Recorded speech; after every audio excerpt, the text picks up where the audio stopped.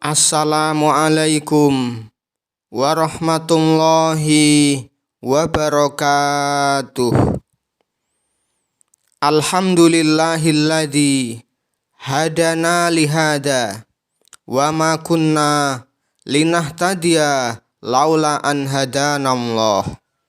Ashhadu an la ilaha illallah wahdahu la syarikalah wa ashhadu anna Muhammadan abduhu wa rasuluh. Allahumma sholli wa sallim wa barik ala nabiyyina Muhammadin wa ala alihi wa man tabi'ahum bi ihsan ila yaumiddin. Faya ayuhan nas, ittaqullah kama qala ta'ala, ya ayyuhalladzina amanu taqullah haqqa tuqatihi wa la tamutunna illa wa antum muslimun. Allahu akbar, Allahu akbar, la ilaha illallah, Allahu akbar, Allahu akbar, walillahil hamd. Jamaah Idul Fitri rahimakumullah. Alhamdulillah, wonten dinten ingkang minulya punika sedaya kaum muslimin sami ngrayakaken dinten riyaya Idul Fitri 1412 Hijriah kanthi kebaing karaharjan. Anugerah arupi dinten riyaya punika mujudaken kanikmatan ingkang wajib dipun syukuri kanthi maos lafal takbir, tahlil lan tahmid. Allahu akbar, Allahu akbar, la ilaha illallah, Allahu akbar, Allahu akbar, walillahil hamd. Jamaah Idul Fitri rahimakumullah. Purnanipun wulan suci Ramadan ing taun punika estu andadosaken raos ingkang maneka warna. Wonten raos syukur lan bahagia awit kula lan panjenengan sampun kasil nindakaken sedaya pangibadahan ing wulan kapengker. Wonten raos sedih amargi kula lan panjenengan dipun tilar wulan agung lan boten mangertos saged pinanggih malih punapa boten wonten taun candhaipun. Ramadan rawuh kanthi sedaya kamulyanipun lan sampun kesah kanthi sedaya barokahipun. Jamaah Idul Fitri rahimakumullah. Sejatosipun Allah ngrawuhaken wulan Ramadan mboten namung pakulinan saben taun. Ananging Allah ngersakaken paring piwucal agung dhateng sedaya umat manungsa kanthi rerangken pangibadahan ing wulan Ramadan. Mila wonten ing mimbar khutbah Idul Fitri enjang punika khatib ngajak sumangga kula lan panjenengan mendhet piwucal agung saking sedaya rerangken ibadah Ramadan ingkang sampun kalampah. Piwucal ingkang sepisan, wajibipun tindak lampah welas asih. Wonten ing Ramadan, Allah dawuh nindakaken siam setunggal wulan. Tiyang ingkang siam nilaraken dahar, ngunjuk, ugi sesambetan badan kalian garwa ing wanci siang. Kanthi raos ngelak lan luwe, mila Islam ngersakaken supados tiyang ingkang siam punika sageta tuwuh raos welas asih dhateng sesami gesang, langkung-langkung dhateng tetiyang ingkang kekirangan. Tuwuhipun raos welas asih punika kalebet salah setunggal ciri tiyang ingkang takwa, pertanda kasilipun tujuan ibadah siam. Jumbuh kalian tujuan utami siam ingkang Allah kersakaken tumrap tiang-tiang mukmin. Ngendika Allah Subhanahu wa taala, ya ayyuhalladzina amanu Kutiba alaikumussyam kama kutiba alal ladina min qablikum la'allakum tattaqun. He para wong mukmin, wis diwajibake marang sira poso kaya kang wis diwajibake marang wong-wong sadurunge sira supaya sira tambah takwa. Al-Qur'an surat Al-Baqarah ayat 183. Islam punika agami welas asih utawi rahmatan lil alamin. Ngajak sedaya umatipun dados manungsa ingkang welas asih.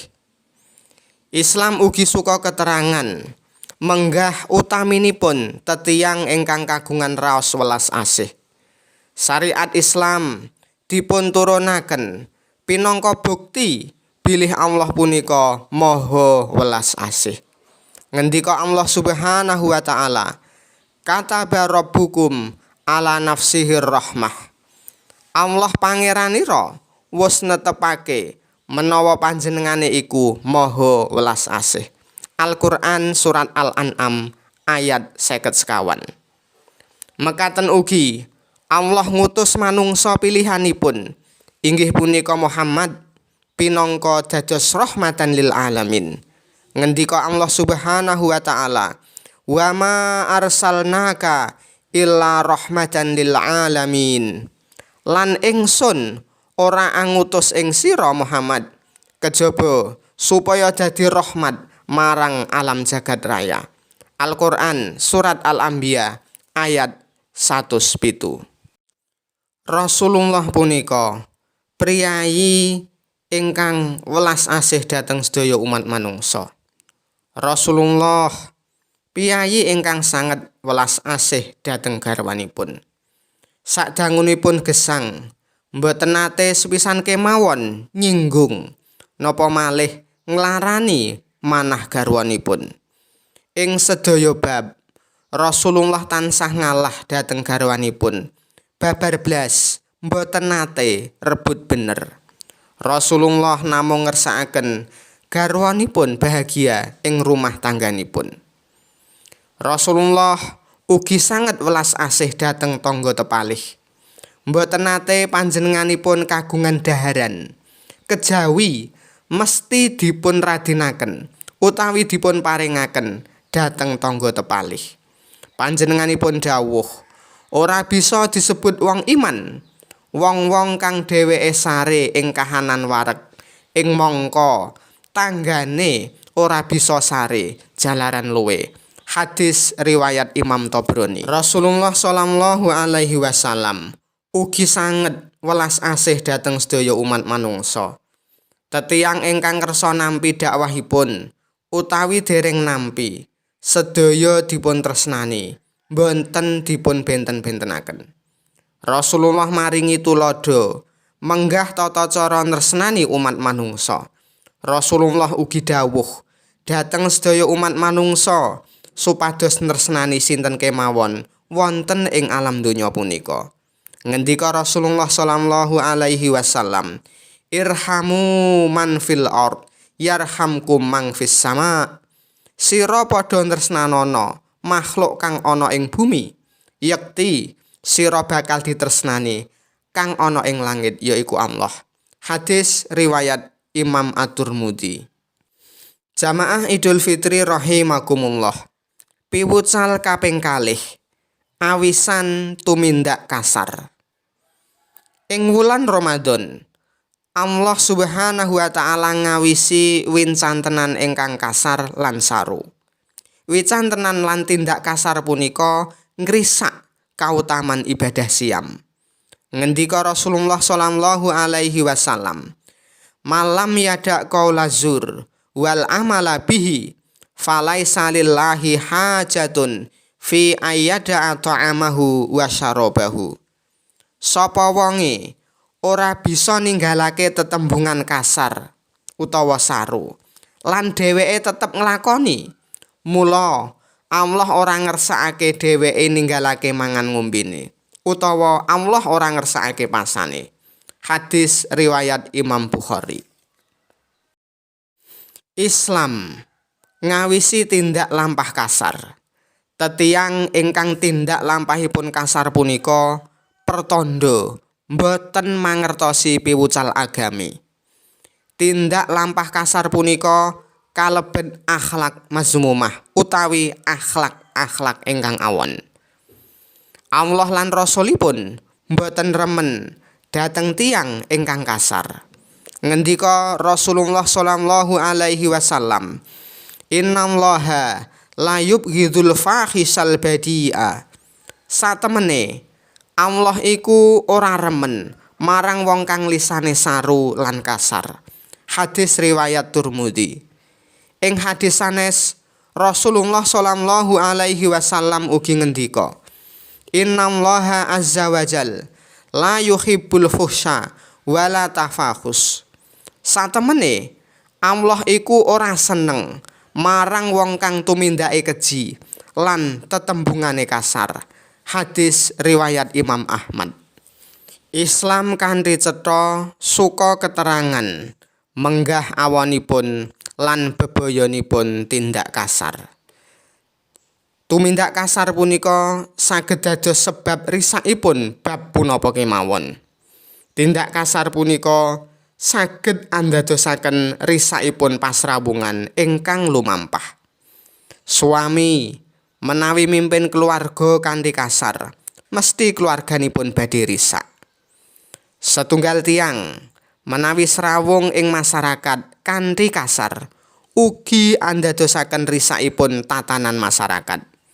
Punapa malih tokoh agami, dai, takmir masjid, penggerak pengaosan, menawi piyambakipun kagungan watak kasar, mila badhe andadosaken tiyang kathah punika nebihi Islam.